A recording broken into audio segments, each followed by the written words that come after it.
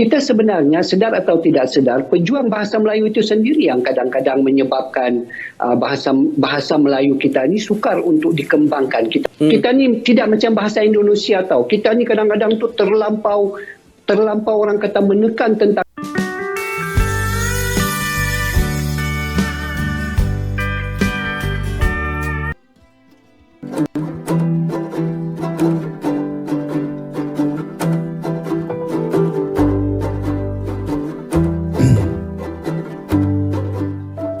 Hai guys, jumpa lagi. Kali ini kita masih membahas bahasa Indonesia dan bahasa Malaysia. Bahasa Melayu Malaysia dan bahasa Indonesia amatlah berbeda dari jumlah penutur hingga perannya bagi negara masing-masing. Tentu saja bahasa Indonesia lebih berhasil ketimbang bahasa Melayu Malaysia. Bahasa Indonesia juga bersifat terbuka atau inklusif. Sedangkan bahasa Melayu bersifat eksklusif atau seolah hanya milik kaum Melayu. Video berikut ini menggambarkan hal itu. Yuk kita simak ya. Dalam masa kita bersemangat, orang panggil semangat hangat-hangat, semangat hangat-hangat nak kata teh ayam tak boleh lah, semangat apa semua sekali. Saya tidak nak mengkritik ni, tetapi saya hangat-hangat kuku, merasa perlu kepada satu jaminan yang lebih. Hangat-hangat tai ayam. Orang-orang Cina dalam negara kita ini, mereka sedang giat yang tak pandai bahasa Mandarin. Mereka sedang berusaha betul-betul belajar bahasa Mandarin dengan keyakinan bahawa bahasa Mandarin adalah bahasa yang boleh menyatukan mereka semua. Yang kedua, bahawa bahasa Mandarin itu adalah bahasa ekonomi di kalangan masyarakat Cina. Ini saya ada kawan-kawan Cina yang saya tidak memfitnah lah. Maknanya mereka percaya, dia kata kalau dulu saya terpaksa belajar bahasa Inggeris kerana kalau tanpa bahasa Inggeris saya tak boleh cari makan. Okey, masa Inggeris. Tetapi masa anak cucu saya sekarang ini, dengan bahasa Mandarin ini, anak cucu saya boleh hidup kerana kita boleh bergantung di bawah perkembangan politik dan ekonomi yang ada di negeri China. Jadi maknanya saya rasa tanpa apa-apa pun orang akan belajar bahasa Melayu kalau sekiranya ada nilai yang diberikan, nilai ekonomi, nilai hidup. Tapi kalau setakat nostalgia ataupun sekadar budaya, jadi sejauh mana jaminan orang yang sedang menyokong dengan simposiumnya, dengan seminarnya, dengan semangatnya pada hari ini, apakah perancangan kita buat satu seminar simposium, kemudian kita bawa kepada kerajaan, kita beri kepada kerajaan, orang panggil menyatakan sesuatu yang sudah pun dimaklum.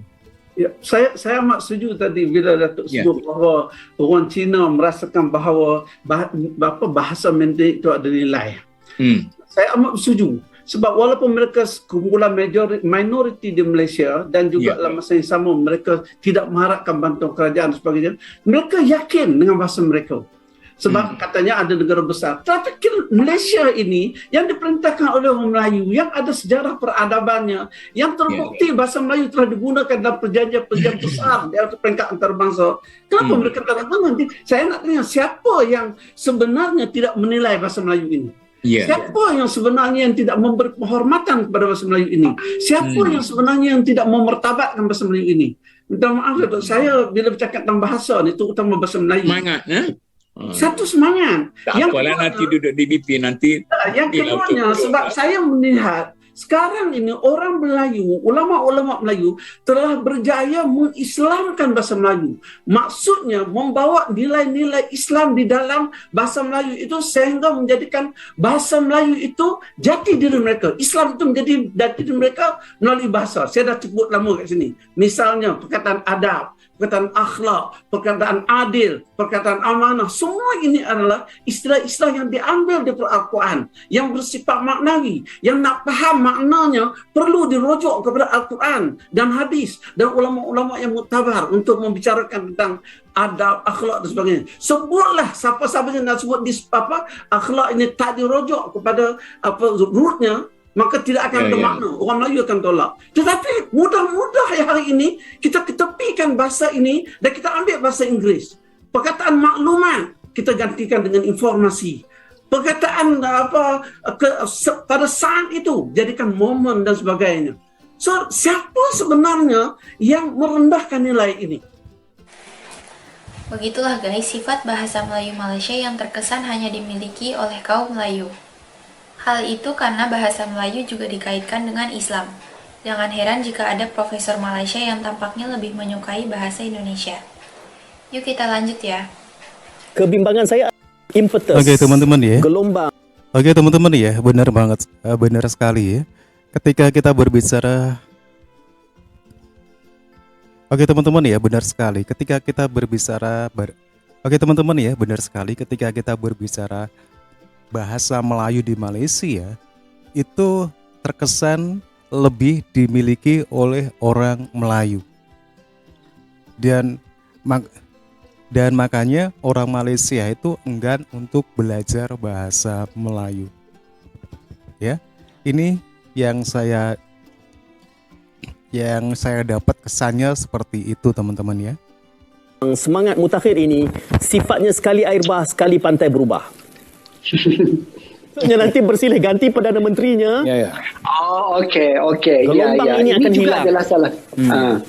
Ini juga adalah salah satu masalah sebenarnya kenapa kita sangat sukar untuk mendaulatkan bahasa kebangsaan, disebabkan perubahan-perubahan polisi itu sekejap berubah dan sekejap tidak.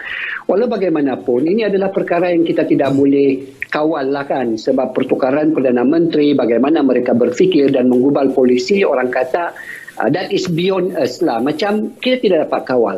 Tapi Tuan Syed, kalau boleh izinkan saya bercakap tentang beberapa perkara lagi yang menjadi kekangan kepada pengembangan untuk menjadikan bahasa Melayu itu dia lebih inklusif kepada masyarakat Malaysia.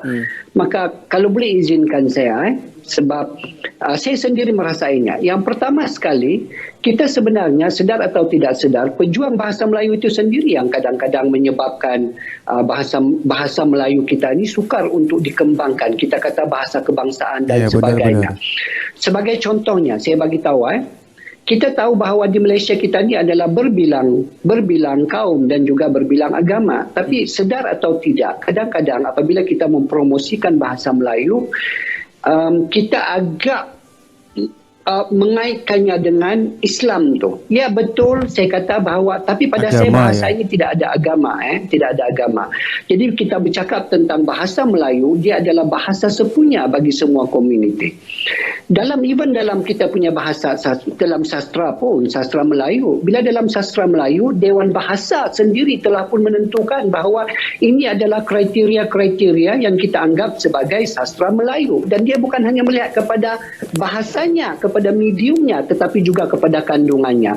Saya tahu ni sebab dulu saya pernah satu buku tentang puisi daripada komuniti penulis Sabah yang berbilang kaum kan, dan dia 2 tahunlah tertangguh di DBP hanyalah tentang mempertikaikan tentang beberapa istilah yang digunakan yang dikatakan bahawa dia adalah bersifat khurafat, dia adalah menentang Islam dan sebagainya.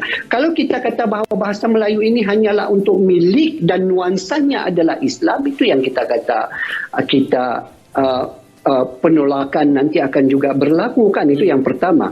Kedua, satu lagi Tuan Syed kalau saya boleh sentuh, kadang-kadang ni saya rasa bahasa Melayu ni dia kurang organik lah. Kita ni tidak macam bahasa Indonesia tau. Kita ni kadang-kadang tu terlampau orang kata menekan tentang aspek-aspek yang kecil, sedangkan pada saya bahasa Melayu ini nuansanya adalah pada semangatnya sebagai bahasa Melayu.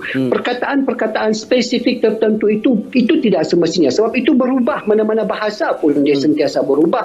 Bahkan kalau kita kata bahawa kita mau bahasa Melayu yang tulen yang macam mana, di mana kita punya penanda aras, adakah zaman Hang Tua, zaman Tunteja atau zaman pra kemerdekaan tahun berapa sekian-sekian kan. Kalau kita menyusur ni kan dia sentiasa berubah. Tapi ini contohnya ini saya secara personal saya tidak ada masalah, tetapi saya tahu ia menjadi masalah kepada ramai orang, terutama sekali di kalangan kawan-kawan saya sebagai saintis lah.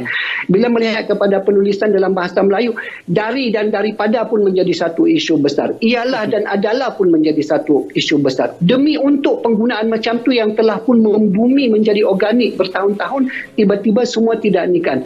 Dan itu sebenarnya mematikan semangat, sebab kita bukannya melihat kepada penggunaan bahasa Melayu itu dalam konteks intelek yang besar. Nuansanya adalah bahasa Melayu. Kita terlalu rinci kepada hal-hal yang pada pandangan saya, minta maaf lah pada saya. Oke teman-teman ya, demikian ya. Oke teman-teman ya, demikian ya satu buah video dari Trend Publika.